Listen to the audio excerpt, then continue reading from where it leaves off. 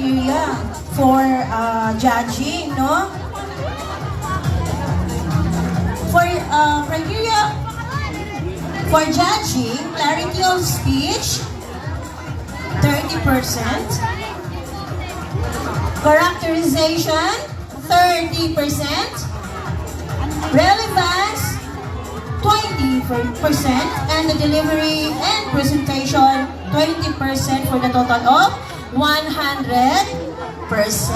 Ayan, for the criteria for judging. Okay. Ang No Limit Angere ay isang nobelang isinulat ni Jose Rizal at inilathala noong 1887 sa Europa. Hango sa Latin, ang pamagat nito ay huwag mo akong salingin. Ang ibig sabihin nito, kinuha ito ni Rizal sa Ebanghelyo ni Juan 20:13 hanggang 17 sa Biblia, na tumutukoy kung paano pinagsusuot ang mga patalastas sa mga may ketong upang lubayan sila ng mga nakakasalubong nila. Mas madalas itong tinatawag na nole at ang salin sa Ingles nito ay social cancer. Ayan. Para sa lubos na pagkakaunawa sa nobela ni Dr. Jose Rizal, tunghayan natin ang pagsasadula ng baitang siyam pangkat Einstein na pinamagatang No Limit Angere.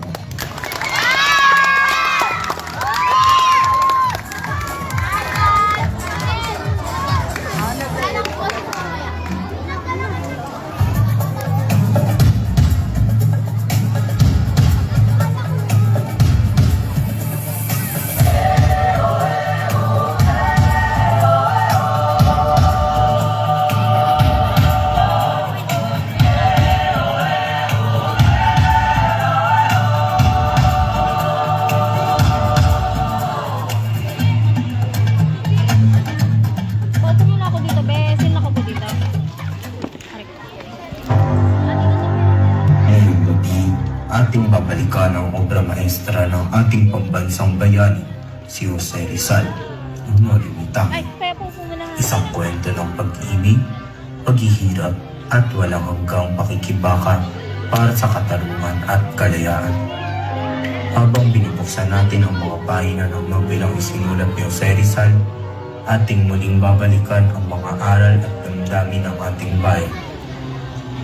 Sa bawat eksena, maririnig ninyo ang tinig ng ating kasaysayan, ang tinig ng mga bayani na tulad ni Crisostomo Ibarra at Maria Clara, pati na rin ang mga paninindigan na nagbubukas ng ating mga mata sa tunay na kalagayan ng bayan. Viva la Patria! Sa kabila ng luha at poot, may mga pag-asa na sumisiklab sa ating mga puso. Este es un cuento de amor y justicia. Sa bawat linya at kilos, maririnig ninyo ang tinig ng ating mga bayan, ang mga sugat ng nakaraan at ang pag-asa ng pagbabago. Ang kwentong ito ay paanyaya sa bawat isa na balikan ang ating pinagdaanan upang mas lalo nating pahalagahan ang kalayaan at katarungan na ating hinahangad. Ngayon, habang unti-unting sumisilip ang liwanag sa entablado at ang hangin ay puno ng pangako, adelante, magsisimula na ang ating pagsabak, isang paglalakbay na patungo sa mundo ng emosyon, inspirasyon at pagbabago. Muli, magandang gabi at bienvenidos sa aming pagtatanghal ng No Limit Angere.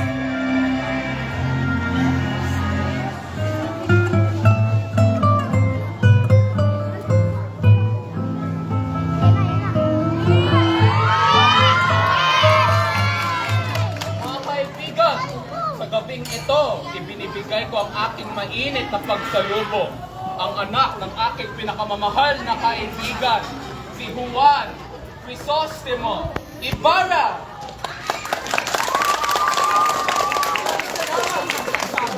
At sa inyong lahat, pinagagano kung makita kayo muli. Ibarra anak, maligayang pagbabalik, maaari ka nang umupo. Aba! Nakita na anak ng erehe! Bakit ka pa nagbalik dito? Padre, huwag mo siraan ang alaala ang aking ama. Padre Damaso, tiyak kong marami si Ibarang natutulog sa kanyang paglalakbay. At alam kong pagod siya sa kanyang paglalakbay. Maraming salamat, Padre Celestia. Oo, marami na ako natutunan. Yung ang pinakamahalaga sa lahat ay hindi pagdikot sa aking mga ninuno at sa aking bayan. Aba, kung ganon, bakit ka na lang hindi nanatili sa Europa? Baka doon, may mas marami pong makinig sa iyo. Aba, isang edukalong ginoo mula Europa. Ay nako, alam mo ba, para hindi lang ako lumipat mula sa maging Espadanya. Ay malamang isalitang pistolar sa Espanya. Kailangan ba talaga natin tingalayin ang pag-aaral sa Europa? Hindi ba't ang pagbabasa ng Biblia ay sapat na? Tiburcio, bakit hindi mo ipaliwanag ang kahalaga ng edukasyon? Hindi ba't ikaw ay sunod ko? Oo. Siyempre. Padre, ang edukasyon ay isang daan upang umunlad ang isang bayan. Alam ko may mga bagay pa akong hindi na unawaan. Ngunit nangal ko lamang ipagbuti ng aking mga kababayan. Gusto mong tubuhan ng mga Indio? Hindi mo ba alam ng mga Indio yung sobrang liit ng utak na hindi sila marunong mag-aral? Ay naku, ginoo. Huwag mo nang intindihin niya. Ang mahalaga, ikaw ay nag-aral sa Europa. Kaya mo bang magsalita ng Kastila na tulad ng isang tunay na Espanyol? Senyora, hindi mahalaga ako ng wikang aking gagamitin, kundi kung paano ko ito mga gamit upang makatulong sa iba. Ginoong Ibar, tiyak kong marami kang natutunan sa iyong paglalakbay. Marahil, sa susunod na mga araw, iyong ibibigay sa amin ang iyong pananaw tungkol sa edukasyon. Tingnan mo nga yan. Akala mo'y kasing taas ng isang Kastila. Hindi ko gusto ang mga Inyo na nag-aasta ang edukalo.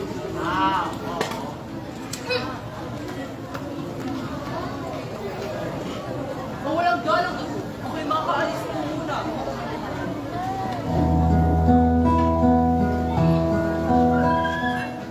Mag-ingat ka, binata. Hindi mo gugustuhin makalaban ng mga makapangyarihan.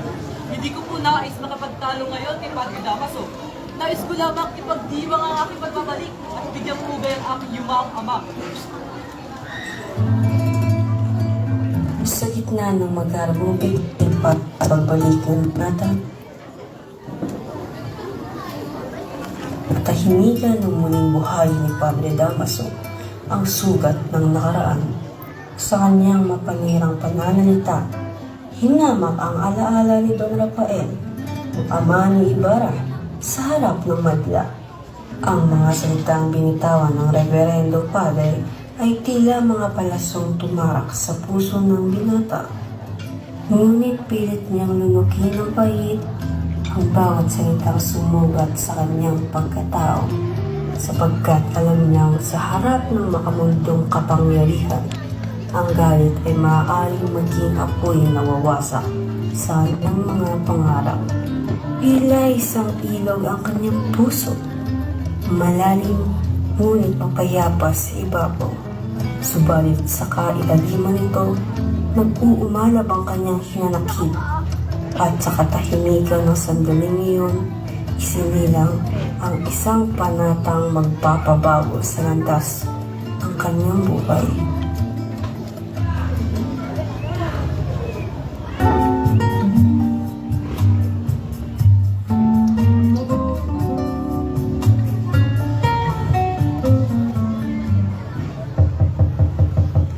Tao po!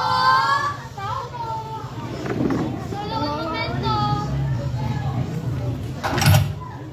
Maria! Maria!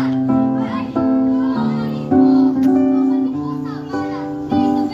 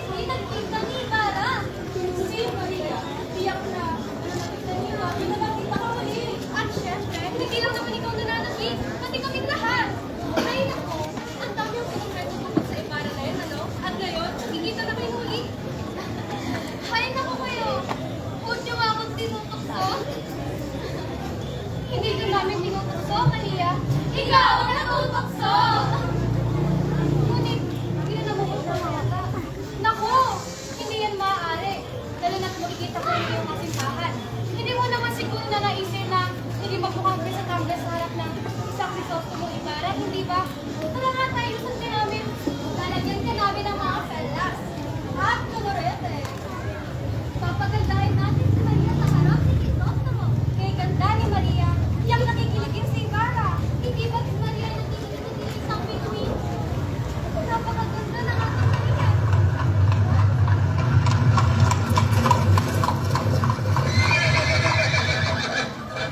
Marahil ang ngayon ay kasintahan, Maria. Naku, heto na. Handa ka na ba? Sandali, pagpupuksan ko.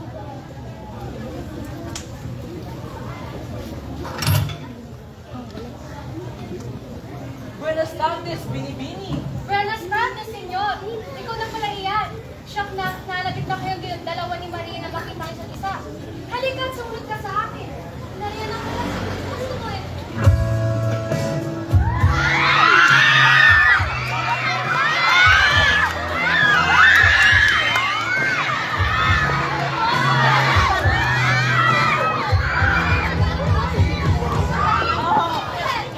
Ako namin, inuwan ni Gimini.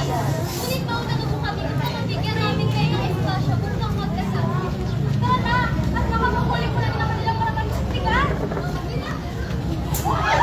Victoria, hindi ka nag-iingat! Victoria, ayos ka na? Binibini, nagpaano ka? Victoria, ang nais mo maging sentro ng atensyon. Sabihin mo na hindi ko pinadala pa. Ay, naku kayo, tama nga. Pumanhin. Magpasensya ka ng ako kaibigan. Kailan ko pupunta tayo. Maria, hindi ko malimutan ang mga pangako natin sa isa. Dahil mga boga pa tayo. Ngunit, Crisostomo, nagalak akong makita ka ba?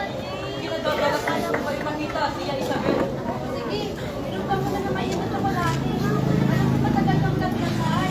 Kailangan mo palakas. Sige. Maraming salamat siya Isabel. May nagsasakin mula pa noon. Iho, ikinagkagalak ang makita kang likas at malusog. Malaking karangalan sa aming pamilya ang iyong pagbabalik mula sa Europa. Kapitan Tiago, ang aking pagbabalik ay hindi lamang makita kayo muli, kundi pagpatuloy ang mga pangarap ko para sa aking bayan. Napakabuti mong bata, pero iho, alalahanin mo, ang praile at ang simbahan ay ang tunay na gabay sa buhay. Palagi mo silang igalang.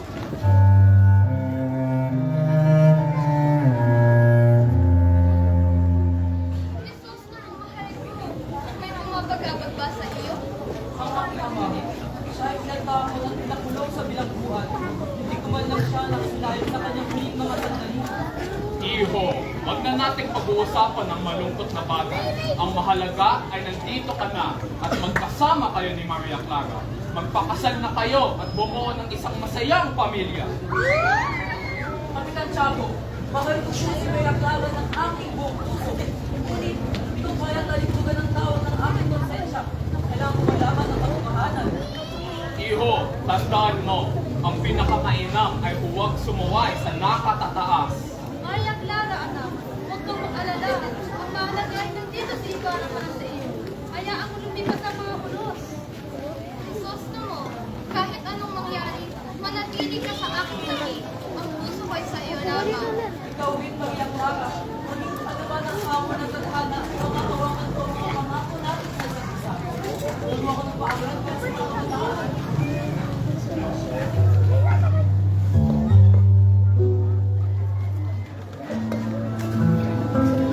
Matapos ang mga taon ng pagkakalayo, muling nagtagpo ang dalawang pusong minsan ang nangako ng walang hanggang pagmamahalan. Si Maria Clara at Crisostomo Ibarra.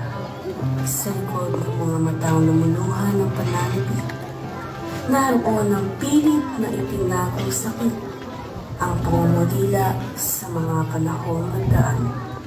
Ngunit sa gitna ng muling pagtititigan ng kanilang mga mata, naroon ang ama ni Maria, bitbit ang panukala, isang kasunduan ng pag-iisang dibdib, isang pag-asa ng tahimik na kinabukasan, isang tahanang puno ng pagmamahalan.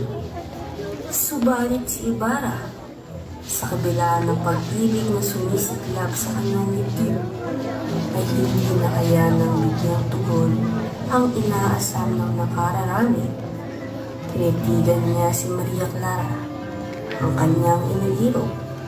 Tila ninanamnam ang huling pagkakataong mahahawakan ng kanyang mga pangarap. Ngunit paano niya tatalikuran ang sumpa ng kanyang konsensya?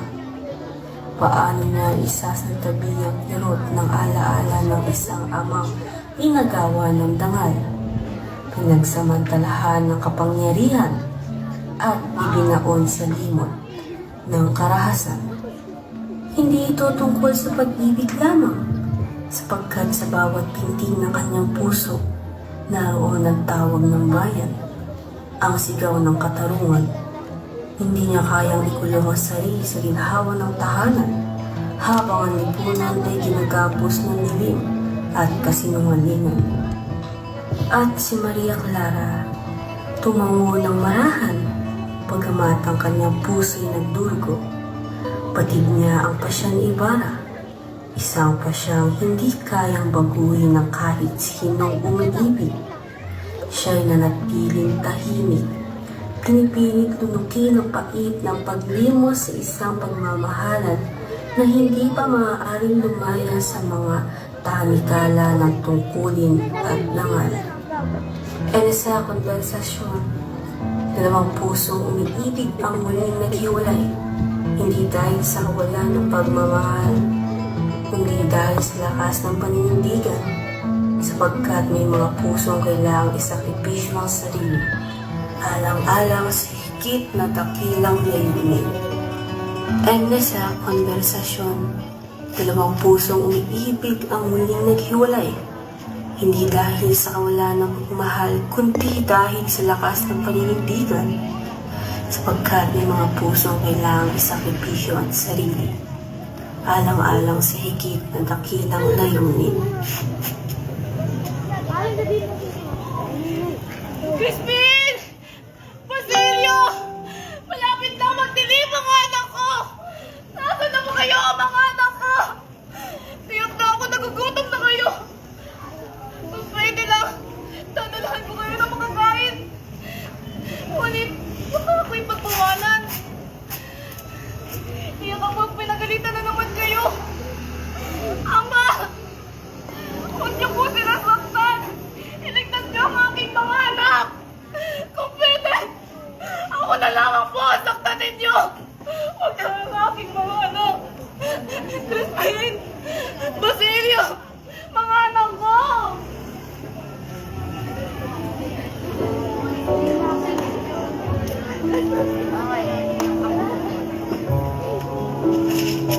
Ama, narito ako.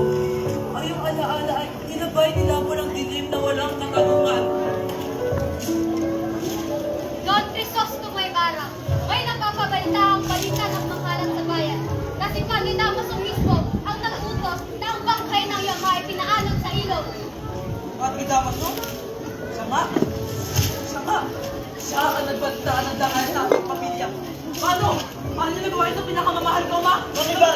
Paano? Tumigil ka at hanggang mo nga sasabihin sa iyo.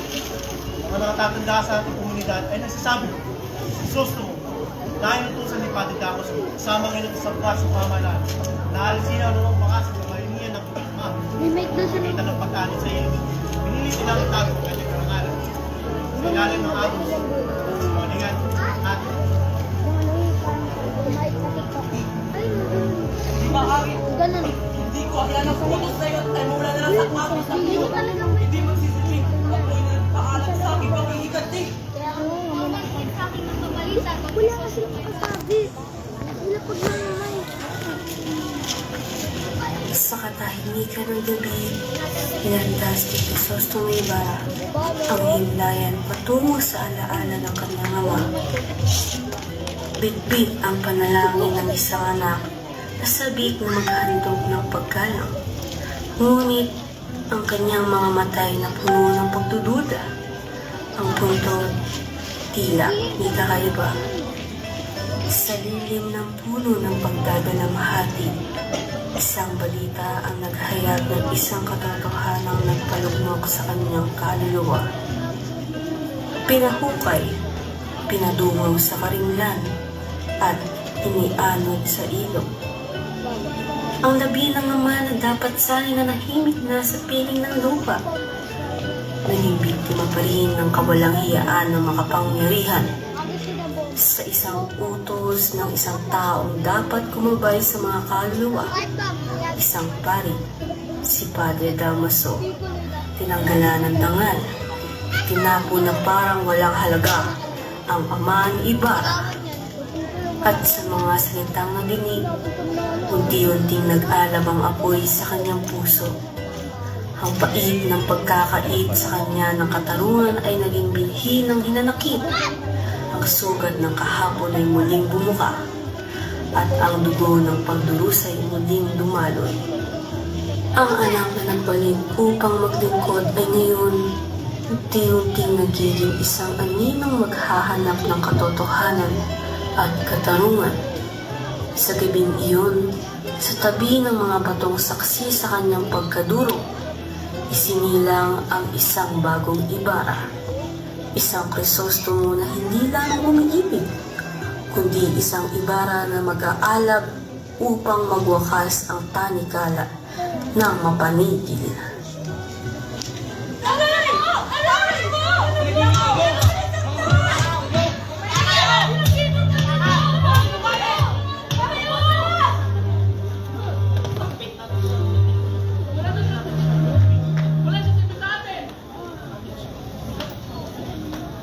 Hoy! Tumigil ka! Hanggang kailan magdurusa ang mga walang sala? Hanggang kailan mananatiling dumi ang langit sa sigaw ng mga api? Sa likod ng matitibay na pader ng momento, dalawang inosenteng bata ang pinapintangan, pinahirapan, at sa huli, walang awang binawi ang munting buhay. Si Crispin, bata pa lamang, musmus, walang laban. Ang kanyang tinig na humihingi na saklolo ay nalunod sa hampas ng latiko at halakhak ng kasakiman. Walang salang bata, ang tanging kasalanan ay ang maghangad ng kaunting awa. At ngayon siya'y nilamon na ng dilim, naiwan ang kanyang inang si Sisa, naghihintay, nagdarasal. Hindi batid ang kalunos-lunos na sinabi ng kanyang anak at ang kapatid na si Basilio. Mag-iisa nang magbubuhat ng bigat ng pangarap nilang muling mabuo ang pamilyang unti-unti nang winasak ng kawalang katarungan. At isang bayan ang muling lumubog sa gabi ng pang-aapi.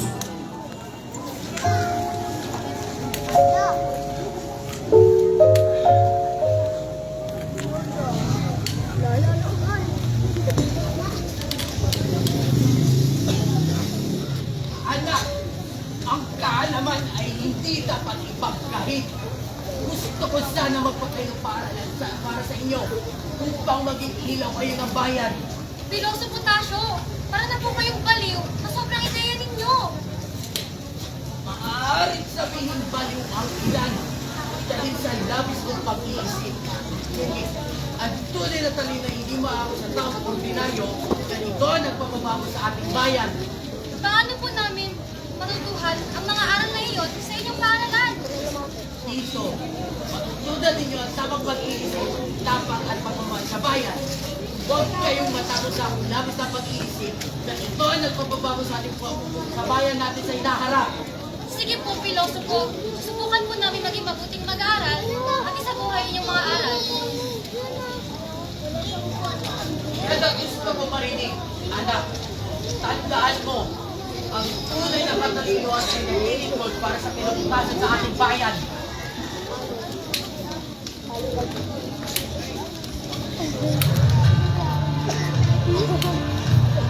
Christine!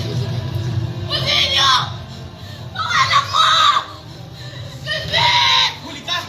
Dapat ka sumama sa amin! Hindi na kami mga anak! Christine!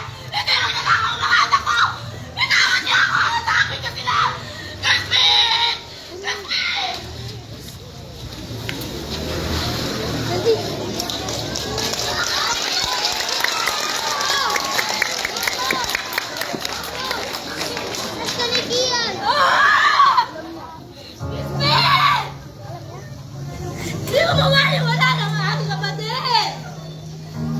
kapatid!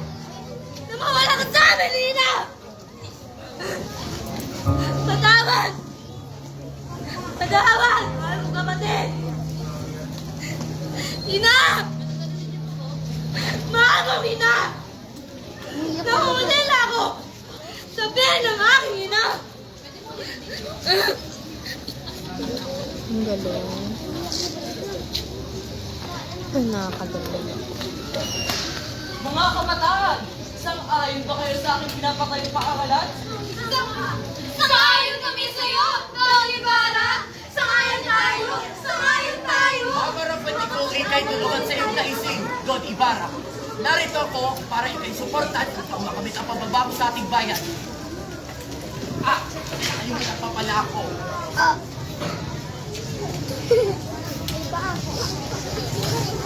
Tingnan mo nga ang paligid na iyan! Napakakalat! Napakainit! Tsaka, baka madumi ang kasunod ko! Basilio! Mga anak ko! Ikaw! Nakita mo ba ang mga anak ko? Ano ba? Bitawan mo ako! Kadiri! Hayaan mo nga siya! Isang baliw! Crispin!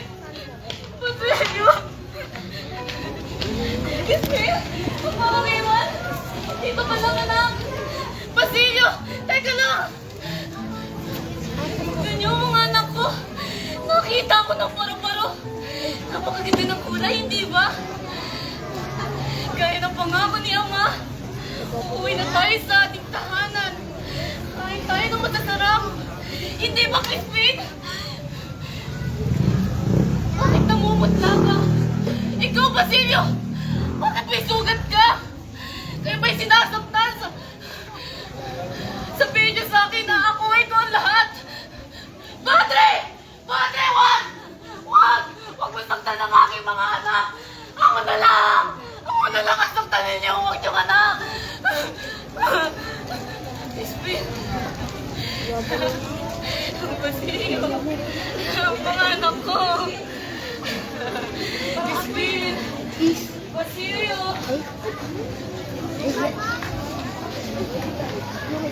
Don Ibarra, nabalitaan mo ba ang pagpagawa ng eskwelahan para sa mga kabataan sa kinabukasan ng ating bayan? Tama ka dyan, Elias. Oo nga, magpapatayo na ako ng paaralan. Malaking tulong niyo sa aking kinabukasan at sa aking bayan. Don Crisostomo, ikay inakusahan sa pagplano ng rebelyon. Ano rebelyon? Bitawan niyo ko! Wala akong kinalaman dyan! Don Crisostomo, mananasawan siya. Sabi!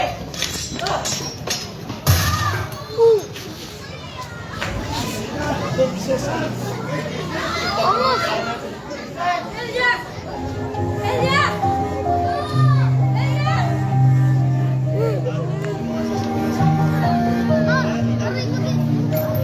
Elias!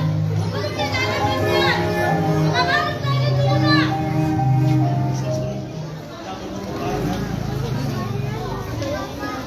Sa isang bayang inabot ng pangamba at ulat sa katotohanan, si Jesus ang Ibarra, ang lalabang ngayon itinuloy na kaaway, inakusahan ng sitwasyon, tinawag ng taksin, at pagkain para sa pag-ulat at liwanag, sinukulaan ng duda at paratang.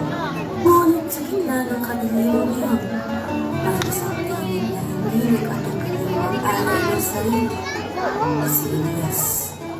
Sa aninong nakuhay sa sarili ng kahapon, na nagtayo'y magsisilbing tanglaw sa kinabukasan. Hindi siya nagdalawang isip, hindi siya natakot. Sa harap ng mga sandata at tanigala, siya ang nagtalasan ng Ibarra. Siya ang nagigdaan upang makalayo ang kaibigan, upang maipagpatuloy ang laban para sa pagbabago at sa kanyang huling paghinga sa kanyang pinakatakilang sakripisyo. Linikan niya sa hangin, magbago kayo upang hindi na kayo umasa sa isang Elias.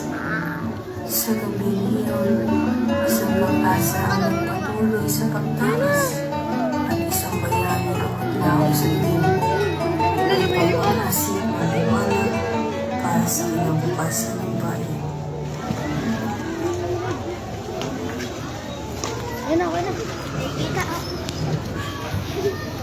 Anak, ano ang plano mo sa pagkakasal, Pilipana? Buenos tardes, senyora. Papansin ko nagampanan namin kayo sa pag-usap. Ngunit kumawa na rin kayo dito, pakibalikan sa inyo. Na may nakatuwag kami dalawang kapatid. Hindi namin makakatulong ang ito. Ngunit sa mga bakit na nakita namin dito, ay baka makilala niyo kung sino ang mga ito. Napapaalam na po kami.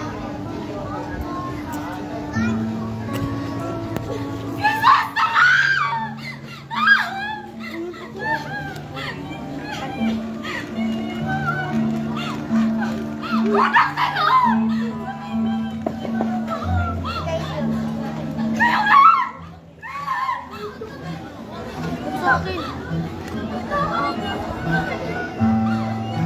Tao ang aking mahal.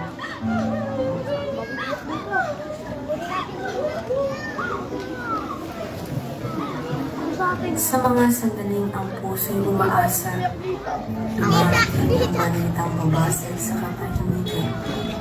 Si Maria Clara, ang dalagang umibig ng wakas at naghintay ng may pag-asa, ay ngayon nakatanggap ng isang liham na pumunit ng kanyang puso. Ang kanyang mahal, si Ibarra, wala na. Isang balitang humugot ng hiling-hilinga ng kanyang pag-asa. Isang aninong dati nagbibigay liwanag sa kanyang mga pangarap.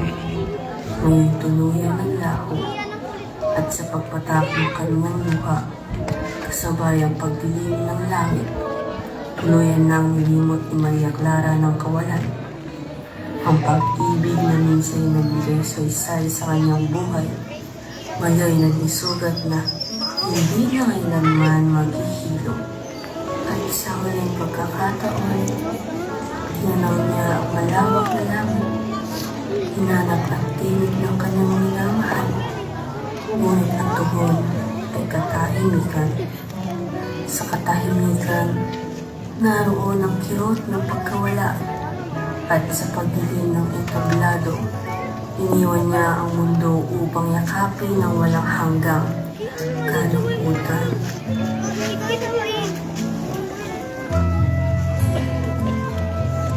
Matapos nating matumayan ang kahangahangang pagtatakpan ng ating nagiting at kahangahangang pagganap, aming kinagaganap na ipakilala ang mga espesyal na panauhin sa gawin ito.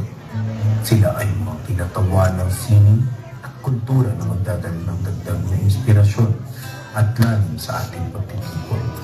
Muli, maligayang pagdating sa ating piling mga panauhin mula sa ika-9 grado. Yuna de la Vega bilang Lenin, sekundero at isa sa mga pangkataan. Princess Dani bilang Sina. Nicole Hernandez bilang Victoria at isa sa mga pangkataan. Grace de Real bilang Iday, isa sa mga pangkataan. Aliana Taray bilang Tia Isabel at Crispin. Alia Paray bilang Basilio.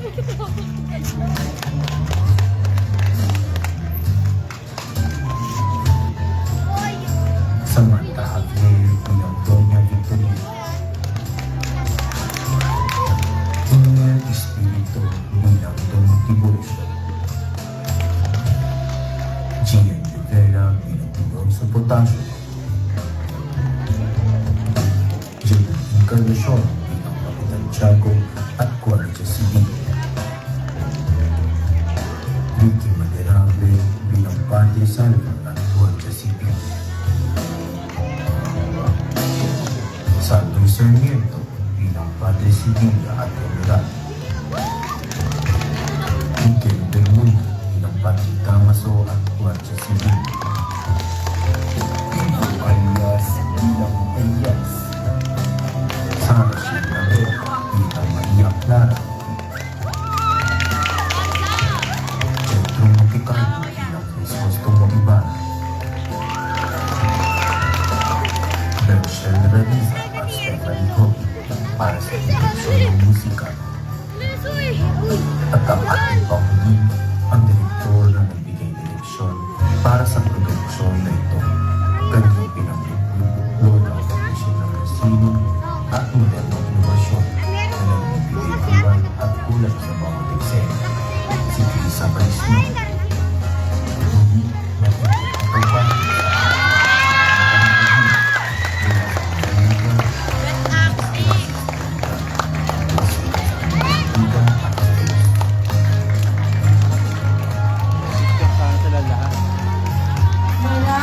Maraming salamat, Baitang Siyam Pangkat Einstein.